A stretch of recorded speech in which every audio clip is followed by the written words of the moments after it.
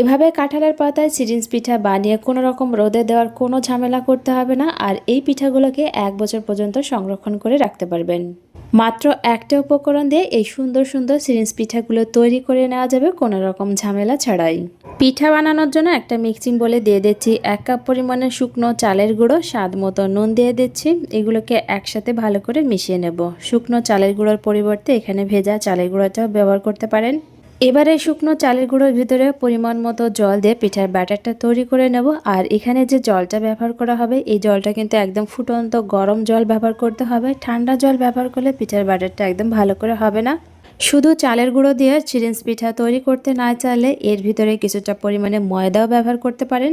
কিছুটা সময় ধরে চালের গুঁড়োর এই ব্যাটারটাকে ভালো করে মেখে নিতে হবে। এটা শুকনো চালের গুঁড়ো যেহেতু ছিল এর ভিতরে দলা দলা ভাবটা থাকে, এটা যতটা সময় ধরে মাখা হবে এটা ততটা ভালো হবে। আমি এখানে 2 রকমের ফুড কালার ব্যবহার করেছি আর একটা সাদা কালার রেখেছি। আর এই সিরিঞ্জ পিঠাটা বানানোর জন্য পিঠার ব্যাটারটাকে একটু নরম করে নিতে হবে, তা না হলে বেশি শক্ত হলে সিরিঞ্জের ভিতর থেকে এটা বেরোতে চায় না। আজকের সিরিঞ্জ পিঠাগুলো আমি কাঁঠালের পাতায় তৈরি করব। আমি এখানে কয়েকটা কাঁঠালের পাতা নিয়েছি। কাঁঠালের পাতায় পিছন দিকে এইভাবে সিরিঞ্জ দিয়ে ডিজাইন করে নেব। পিঠাগুলো তৈরি করার আগে চাইলে কাঁঠালের পাতায় সামান্য পরিমাণে একটু তেল লাগিয়ে নিতে পারেন। আমি এখানে আমার পছন্দ মতো ডিজাইন করে নিচ্ছি, চাইলে নিজেদের পছন্দ মতো ডিজাইন করে নিতে পারেন। আর ডিজাইনগুলো দেখে বুঝে নিতে হবে কিভাবে আমি ডিজাইনগুলো করেছি। সাদা ব্যাটারটা দিয়ে এইভাবে ডিজাইন করে নিয়েছি। এবার হলুদ কালারের ব্যাটারটা দিয়ে সাইডের এইভাবে ডিজাইনটা করে নেব।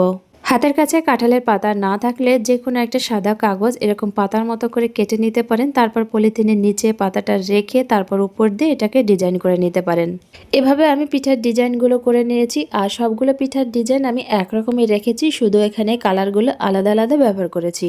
কাঁঠালের পাতায় এভাবে সিরিঞ্জ পিঠা বানিয়ে রোদে দেওয়ার কোনো রকম ঝামেলা করতে হবে না। রোদে দেওয়ার ঝামেলা ছাড়াই এই পিঠাগুলো খুব সহজে তৈরি করে নিতে পারবেন। আর এই পিঠাগুলো 1 বছর পর্যন্ত সংরক্ষণ করতেও পারবেন। সবগুলো পিঠা তৈরি করে নিয়েছি। এবার এই পিঠাগুলোকে ভাপিয়ে নেওয়ার পালা। কড়াইতে জল দিয়ে দিয়েছি, একটা ছিদ্র করা থালা দিয়ে দিয়েছি, জলটা গরম হয়ে গেছে। এবার এখানে পিঠাগুলো দিয়ে এটাকে ভাপিয়ে নেব। এভাবে পিঠাগুলো ভাপাতে বেশি সময় লাগে না, কম সময়ের ভিতর পিঠাগুলো ভাপানো হয়ে যায়। পিঠাগুলো ভাপানো হয়ে গেছে, এগুলোকে নামিয়ে ঠান্ডা করে নেব। সবগুলো পিঠা ভাপিয়ে নিয়েছি। এবার এই পিঠাগুলোকে হালকা ঠান্ডা করে পাতা থেকে ছাড়িয়ে নেব। পাতা থেকে ছাড়ানোর পর পিঠাগুলো দেখতে কতটা সুন্দর লাগছে দেখেই বুঝতে পারছেন। পাতা থেকে পিঠাগুলোকে ছাড়িয়ে এভাবে প্লেটে রেখে দিচ্ছি। আর এই পিঠাগুলো সারা রাত ফ্যানের নিচে রেখে দিলে শুকিয়ে যাবে। যদি এই পিঠাগুলোকে সারা বছরের জন্য সংরক্ষণ করতে চান তাহলে এই পিঠাগুলোকে রোদে শুকিয়ে নিতে হবে। পিঠাগুলোকে শুকিয়ে নেওয়ার পর দেখতে ঠিক এরকমই হবে। পিঠাগুলোর ডিজাইন অনেক বেশি সুন্দর লাগছে। এবার এই পিঠাগুলোকে তেলে ভেজে খেতে পারেন। আমার এই রেসিপিটি ভালো লাগলে লাইক, কমেন্ট, শেয়ার করে দেবেন। আমার ইউটিউব এবং ফেসবুক চ্যানেলে নতুন হয়ে থাকলে চ্যানেলটিকে সাবস্ক্রাইব এবং ফলো করে পাশে থাকবেন।